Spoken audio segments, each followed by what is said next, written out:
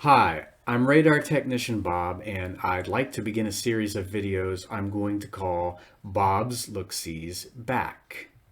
I'm sure some of you, or maybe most of you, remember where you were, what you were doing when you stumbled across a certain fandom, or maybe a whole slew of fandoms, like a series of comic books, a video game series, an RPG game series, a TV series, or film franchise.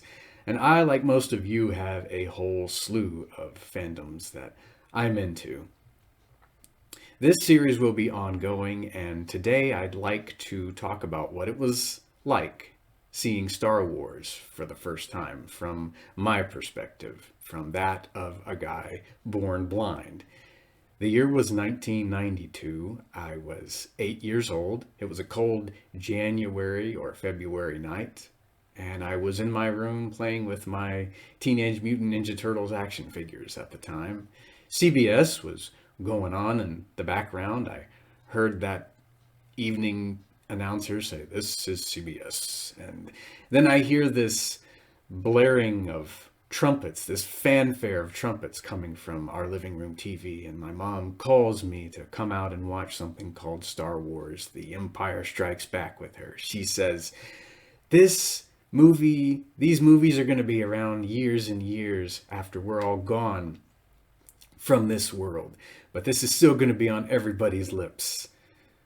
You have to come and see this movie with me. I'll describe it to you if you want. You're going to miss the opening crawl. You better hurry. So I run out with a Leo in one hand and a shredder in the other. And I begrudgingly sit down and she narrates the remainder of the crawl to me. And I am lost in Empire for 2 hours and 20 some odd minutes. Remember, this is 1992.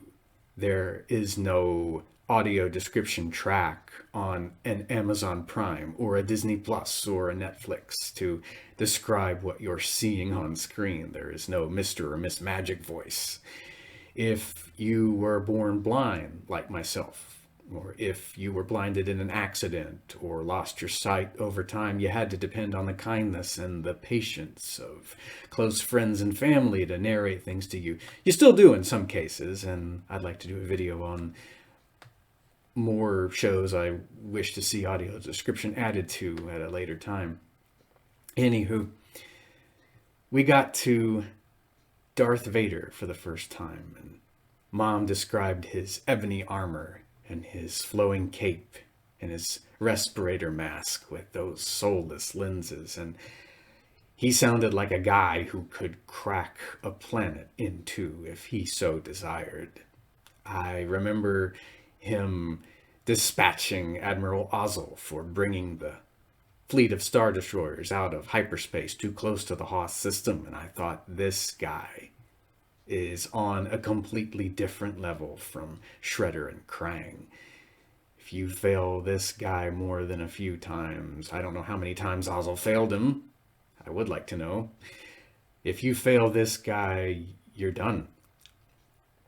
I remember reaching a commercial break after we'd watched the Battle of Hoth, and I asked my mom to take me to the now late great KB Toys on that following Saturday. I needed to know what Vader looked like. I wanted to buy him as an action figure. I wanted to buy Luke. I wanted to buy a snowspeeder and an AT-AT. I needed to take a closer look at these ships, these characters, at this larger world that I had unknowingly taken my first step into. And she touches my shoulder and she says, "Oh, Bob, this movie's 10 years old. They don't make toys like this anymore, hon. You're going to have to depend on your family and your friends describing this stuff to you for now."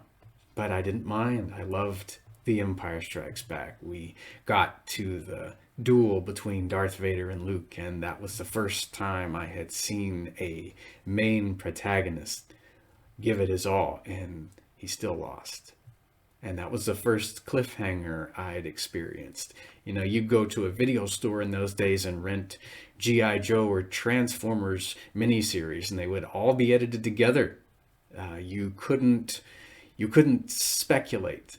Those episodes were all right there for you. I think this was my first cliffhanger, and I spent a whole week wondering if Darth Vader really was Luke's father.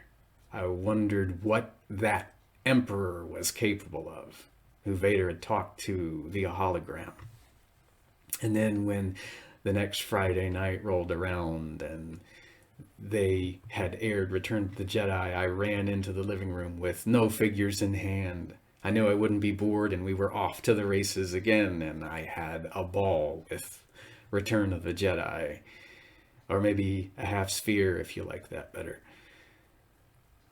Needless to say, that was my first experience, my first run-in with Star Wars. I wouldn't see Star Wars again for a few years. I had my Turtles, and then I had my Power Rangers and my X-Men. And I wouldn't see Star Wars again until 1996, when I discovered the power of the Force and the shadows of the Empire and a whole world beyond the movies. But that'll be a video for another day. There's so much I have left to say about this juggernaut of a franchise, about seeing the Clone Wars for the first time, about seeing the prequels and the sequels for the first time, about The Mandalorian on Disney Plus. There's so much I have left to say about the things that George Lucas created and the things that Dave Filoni dreamed up. And I feel like I've only scratched the surface. But since I said the word juggernaut, I think I'd like to focus on the X-Men in my next look-see back. And I will revisit Star Wars and all of these franchises in future parts. But I feel like I need to discuss my version of the X-Men comics.